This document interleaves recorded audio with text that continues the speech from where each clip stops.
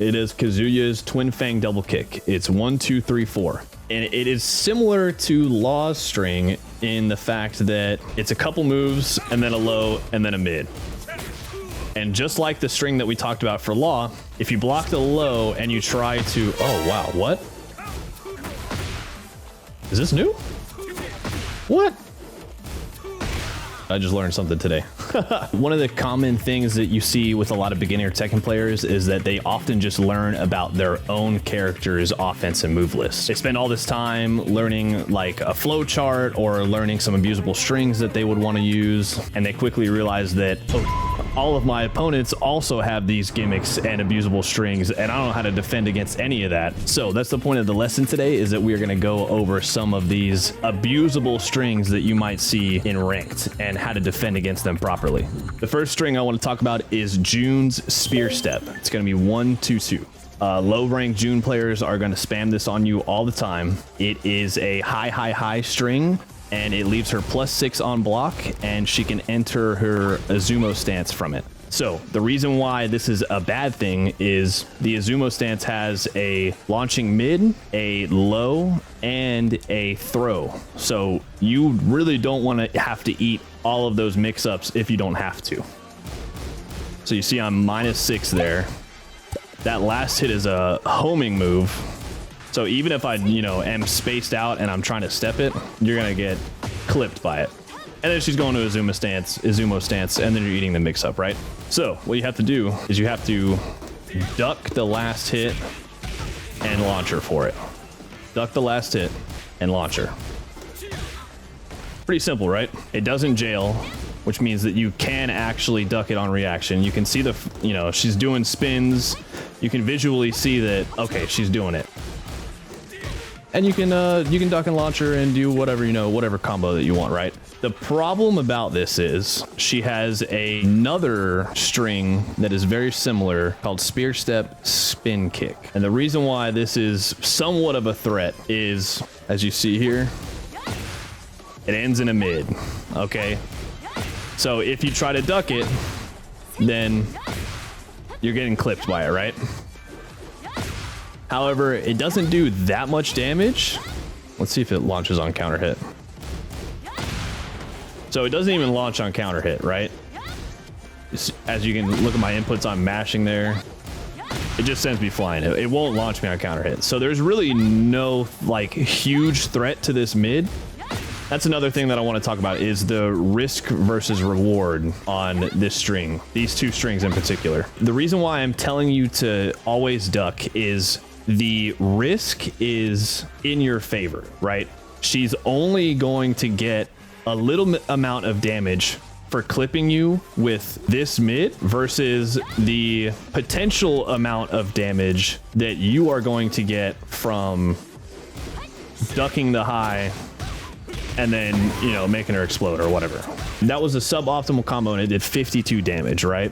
It's in your favor to always try to duck the high off of that and launch accordingly. And if you get hit by the mid, you get hit by the mid. But it's way more beneficial than blocking all of it and then taking the mix up afterwards, right? And then you're eating a bunch of damage, right? That's what we want to avoid. Let's move on to Victor, everyone's favorite new character, Victor.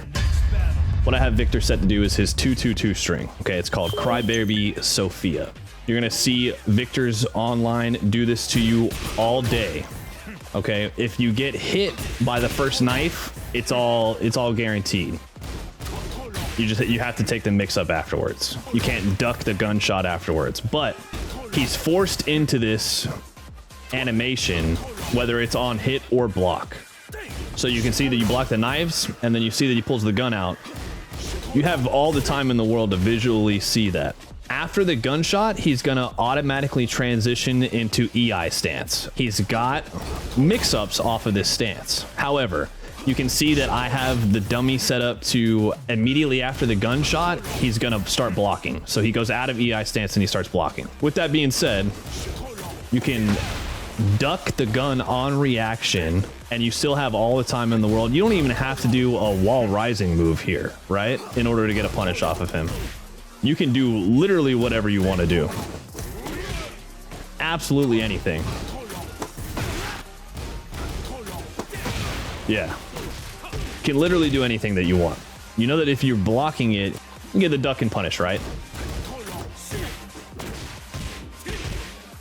Why do you need to duck that last hit? Well, like I said, he transitions into EI stance, whether it's on hit or block. Some of the options that he has from EI stance are very good. He's got lows, he's got a power crush, and he has a mid launcher. You can 10 frame interrupt him out of the EI stance. Like if you blocked the gunshot, you could jab interrupt him. However, if he does the power crush, you're gonna get hit by the power crush. So that's why you just need to skip all of that nonsense and just duck the gunshot and then launch him for it afterward. Just go into training mode, have them set up doing the move, just get used to seeing it, right?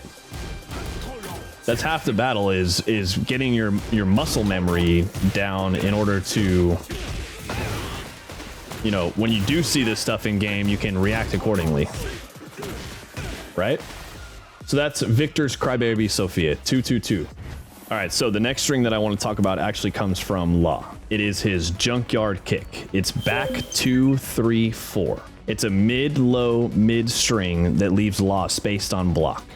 You can see that I get clipped, you know, if I'm just holding back, I get clipped by the low, but you can still block the mid, right? It's not the end of the world. You're +7, however, it leaves Law pretty spaced out. He's probably going to try to steal his turn back if you were to just block this, okay? If you just look at it as if the second low hit is just a low, it becomes really reactable, right? He reaches super far with that first little punch that he does, that first little gut punch. He reaches super far, the animation goes a pretty long way, right?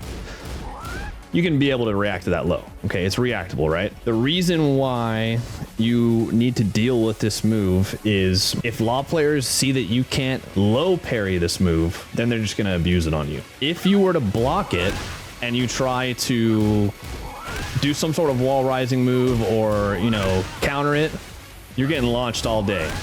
There's nothing that you can do if after you block the low that's going to be fast enough in order to interrupt his last hit. Okay, I'm mashing wall rising 4. That's Jin's fastest wall rising option, and I'm just getting blown up, right? That's why it's important that you realize what this string is and you just low parry. Low parrying will solve your issue with this string, and you can get whatever combo that you want, right?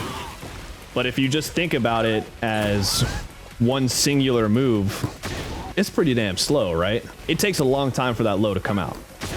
Okay, and like I said, blocking does you no good because you're just in the same position as if you were to stand block the entire string. Where the added layer of scrub killerness comes from in this string is the variation of it. He has a variation where he finishes the string in a snake edge. Okay, doesn't look like he can get any sort of big combo with it.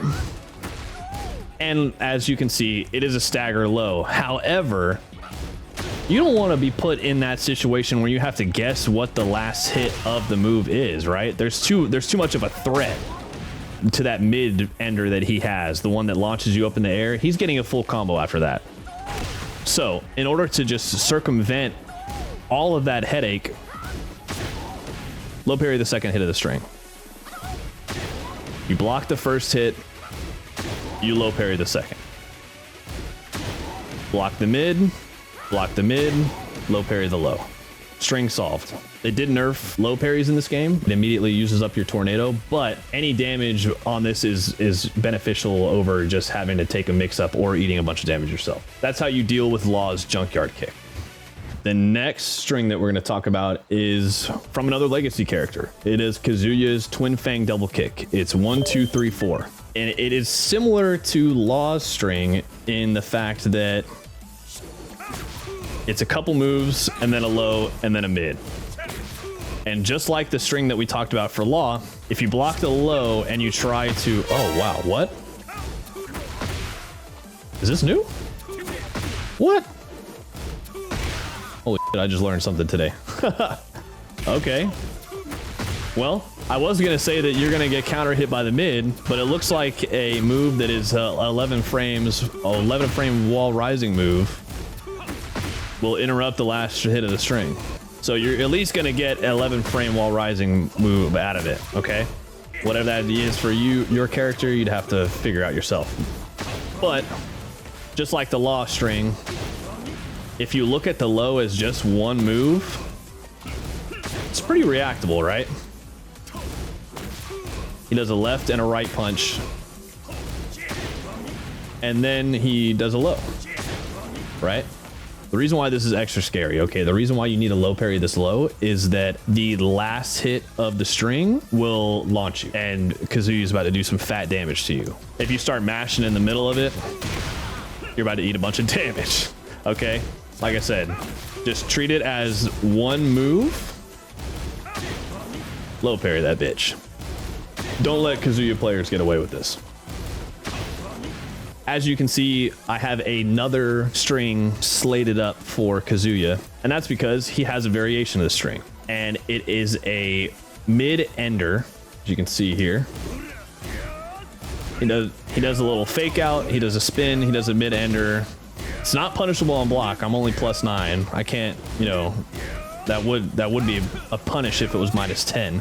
The cool thing about this, I think, that is you have time to go for the low parry attempt and then still stand up and block the mid.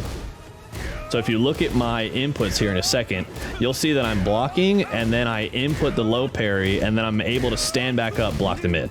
Okay, right now. Boom. Went for the low parry, stood back up, blocked the mid. Went for the low parry, stood back up, blocked mid, right? The reason why I'm demonstrating this is there's no mix-up in this string, right? He's either gonna do the low that you are going to low parry, or he's going to do the feint into the mid, and you're just gonna go for the low parry, and then you're gonna block. And then he's -9, you take your turn back, right? That's Kazuya's twin Fang double kick in a nutshell. Where is Nina? There she is. All right, and last but not least, the final string that I want to talk about comes from Nina, another legacy character, right? It is her can opener, which is up 4-3-4. It is a high-low high. Not anything super crazy. However, if you don't know how to deal with it, Ninas are just going to abuse it on you, right? Not that you're going to see that many Ninas in ranked, but it still stands. Nobody plays this character, but you know, she's still cool. It's still cool to know defense about her, right? Let's take a look at the string. You can see that it's a high, low, high, like I said. You could try to duck the last hit, but if you get clipped by the low, you're jailed. You can't. If you get clipped by the low, then the rest of the string is guaranteed. You're going to eat the low and the high, right? However, you can see that I'm going to hold forward with Jin, and then I'm going to try to block the low. We'll see what happens. You can see that even if you eat the first initial hit, you can still block the rest of the string. So even if you eat that first hit, boom, Punisher for it, right? There is no mix up on this string. You know, there's no variation to it. However, if you get counter hit by the initial high, you're going to eat the entire string. You can see that I have a counter hit state on me. You're going to eat the whole string. Okay? The reason why I wanted to talk about this string in particular is, like I said, high, low, high. Even if you get clipped by the first initial high, you can block the low and then duck the high, and then you get a launch off of her, right? So what if she just does the high, low? What if she doesn't commit to the last high in the string? What happens then? Let's see. Well, you can see right there at the frame advantage, I'm +19. So you get a launch no matter what. It's in your benefit to just, as you see her jump, you know, and you block it, try to block the second low. Okay, this would be another example of blocking versus low parrying. It wouldn't benefit you to low parry this move, right? You have a higher reward to blocking it because you could get some sort of full launcher off of it, as opposed to immediately having your tornado taken away. So there you have it. 5 strings that you should be punishing in Tekken 8. And if you're new, or maybe you're not used to sidestepping in Tekken yet, you should click this video right here to see when you should sidestep. For everyone else, keep holding forward.